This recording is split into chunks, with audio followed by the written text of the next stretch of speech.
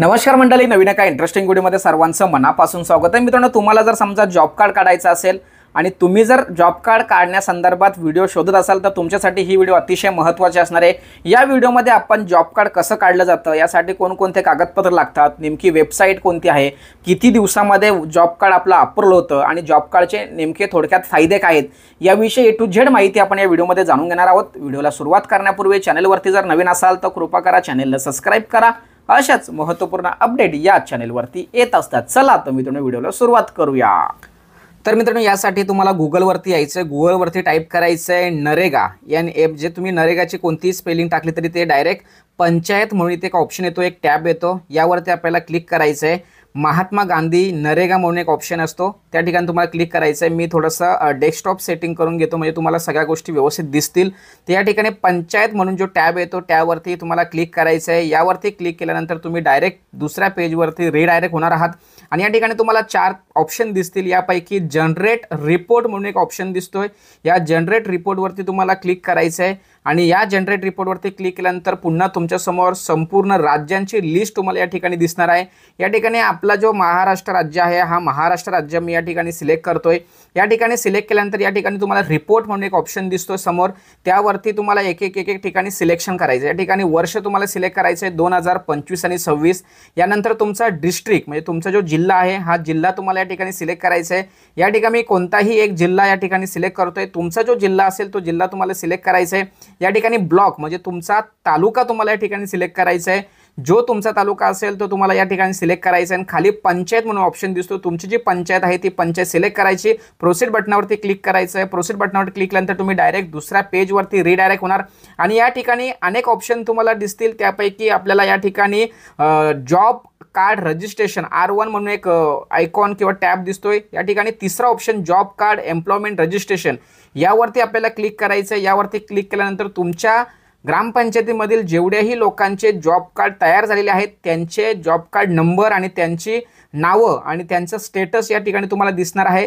तुम्ही या ठिकाणी तुमचा जॉब कार्ड डाउनलोड करू शकता, पाहू शकता जो काय असेल तो तुमचा जॉब कार्ड ॲक्टिव्ह आहे का डिॲक्टिव्ह आहे। जर डिॲक्टिव्ह असेल तर त्या ठिकाणी तुम्हाला संबंधित ग्रामसेवकाकडे अर्ज करायचा आहे आणि तो ॲक्टिव्ह करून घ्यायचा आहे, रिन्यूअल करून घ्यायचा आहे। आणि या लिस्टपैकी कोणत्याही एका लिस्टवरती किंवा जो जॉब कार्ड नंबरवरती मी क्लिक करतो या ठिकाणी त्या व्यक्तीचं जॉब कार्ड जनरेट झालेले तुम्हाला या ठिकाणी दिसणार आहे। हे जनरेट झालेलं जॉब कार्ड तुम्ही तुमच्या विविध कामासाठी योजनांसाठी वापरू शकता। अशा पद्धतीने तुमचं जॉब कार्ड कसं शोधायचं हे आपण या व्हिडिओमध्ये समजून घेतलेलं आहे। आणि यानंतर महत्त्वाचं म्हणजे जॉब कार्डचे फायदे कोणते, तर या ठिकाणी जॉब कार्डचा पहिला फायदा विविध शासकीय योजनांचा लाभ मिळतो। त्याचबरोबर राष्ट्रीय ग्रामीण रोजगार हमी योजनेमार्फत रोजगार उपलब्ध होतो। त्याचबरोबर नरेगा अंतर्गत मजुरीचे कामसुद्धा तुम्हाला मिळणार आहे आणि त्याचबरोबर शेतीविषयक जेवढ्याही योजना असतात त्या योजनांमध्ये प्रथम प्राधान्य तुम्हाला मिळणार आहे। त्याचबरोबर ग्रामपंचायतीच्या विविध योजनांचा लाभ तुम्हाला मिळणार आहे। अशा पद्धतीने विविध फायदे या जॉब कार्डचे आहेत। या जॉब कार्डमुळे तुम्हाला हे सर्व फायदे मिळणार आहेत। आणि यानंतरची अतिशय महत्त्वाची बाब म्हणजे जॉब कार्ड नोंदणी कशी करायची। ठीक आहे, जॉब कार्ड कसा असतो हे आपण बघितलं, त्याचबरोबर जॉब कार्डचे नेमके फायदे काय आहेत हे सुद्धा आपण या ठिकाणी समजून घेतले। परंतु प्रत्यक्षामध्ये जॉब कार्ड कसा काढायचं, त्याची नोंदणी कशी करायची हे सुद्धा आपण या ठिकाणी आता समजून घेणार आहोत। तर मित्रांनो, तुम्हाला जॉब कार्ड हवा असेल तर तुम्हाला नमुना 1चा फॉर्म तुम्हाला भरून द्यायचा आहे। तो कुठे भरून द्यायचा याविषयी सुद्धा मी शेवटी माहिती सांगणार आहे। तत्पूर्वी या ठिकाणी तुम्हाला प्रति ग्रामपंचायत किंवा ग्रामसेवक सरपंच यांना प्रति म्हणून तुम्हाला हा अर्ज सादर करायचा आहे आणि या ठिकाणी दिले बघा, महात्मा गांधी राष्ट्रीय ग्रामीण रोजगार हमी योजना महाराष्ट्र अंतर्गत रोजगार मिळण्यासाठी माझ्या कुटुंबाची नोंदणी करण्यात यावी, या संदर्भात आपण त्या ठिकाणी त्यांना विनंती करतोय। आणि या ठिकाणी कुटुंब प्रमुखाचे नाव म्हणजेच तुमच्या कुटुंबामध्ये जो व्यक्ती प्रमुख असेल त्याचं नाव तुम्हाला या ठिकाणी टाकायचं आहे। आता कुटुंब प्रमुखाचं नाव म्हणजे तुमच्या रेशन कार्डमधील जे प्रमुख व्यक्ती असतो त्या प्रमुख व्यक्तीचं नाव तुम्हाला या ठिकाणी टाकायचं आहे। त्याचबरोबर अर्जदाराचे नाव म्हणजे कोणाला लाभ घ्यायचा आहे, जॉब कार्ड कोणाचा बनवायचा आहे त्याचं संपूर्ण नाव तुम्हाला या ठिकाणी टाकायचं आहे।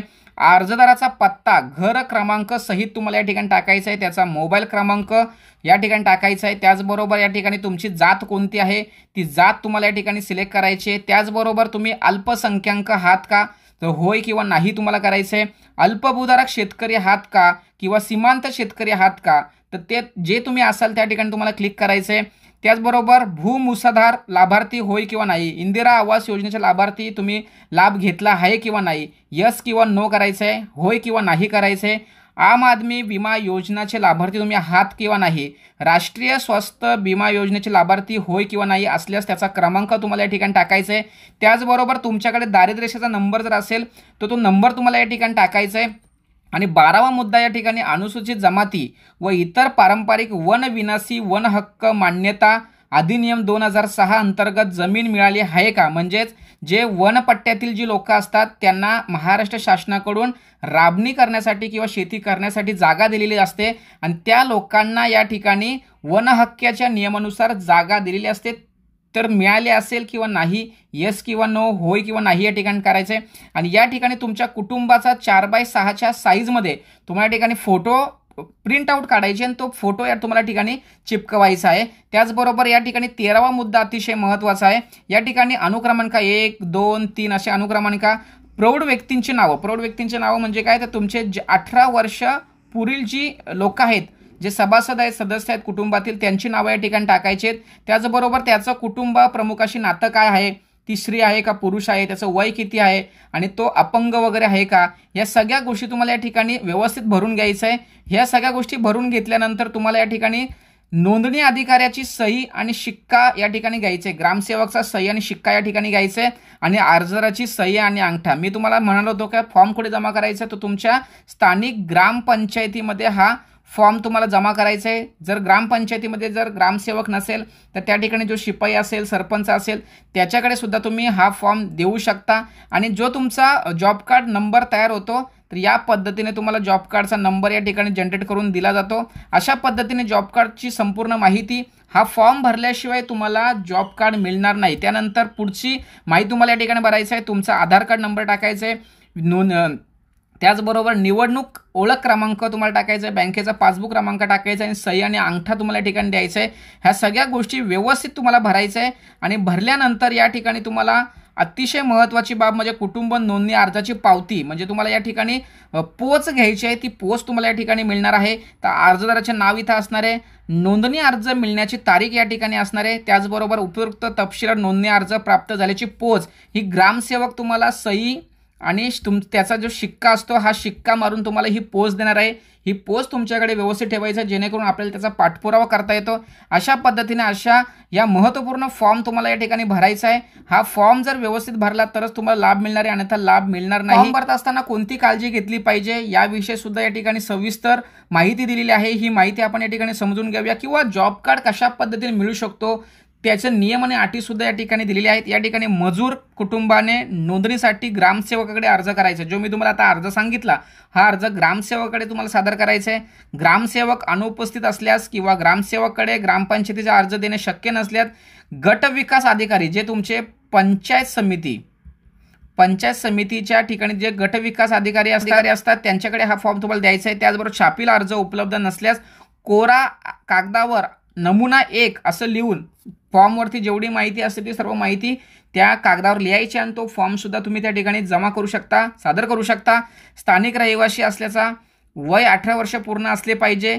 यासाठी अकुशल काम करू इच्छिरा कुटुंबातील व्यक्तीसाठी नोंदणी करता येते, बाकीच्या लोकांना नोंदणी करता येत नाही। कुटुंब नोंदणी ही वर्षभर सतत चालणारी प्रक्रिया आहे, म्हणजे तुम्हाला जर तुम्ही ग्रामपंचायतमध्ये गेलात आणि ग्रामपंचायतीने तुम्ही जर त्यांना त्या ठिकाणी विचारलात की बाबा मला जॉब कार्ड काढायचं आहे, तर त्या ठिकाणी ते म्हणू शकत नाही की बाबा आता लिंक बंद आहे किंवा अर्ज स्वीकारले जात नाही, तर कधीही तुम्ही जाऊन हा फॉर्म भरू शकता आणि जॉब कार्ड बनवू शकता। अशा पद्धतीने मित्रांनो या व्हिडिओच्या माध्यमातून जॉब कार्ड कशा पद्धतीने डाउनलोड करायचा, जॉब कार्डचे फायदे काय आणि जॉब कार्ड मिळवण्यासाठी अर्ज कुठे आणि कसा करावा हे सर्व गोष्टी या ठिकाणी मी तुम्हाला समजून सांगितलेलं आहे। सदर फॉर्मची PDF मी डिस्क्रिप्शन बॉक्समध्ये देतोय, त्यावरती क्लिक करून त्याची प्रिंटआउट मारायची, तो व्यवस्थित भरायचा आणि संबंधित ग्रामपंचायतीमध्ये सादर करायचा। अतिशय महत्त्वाची आणि इम्पॉर्टंट माहिती असल्या कारणाने महाराष्ट्रातील सर्व नागरिकांपर्यंत ही व्हिडिओ पोहोचवण्यासाठी सहकार्य करा। भेटूया पुढील व्हिडिओसह, तोपर्यंत धन्यवाद। जय हिंद, जय महाराष्ट्र।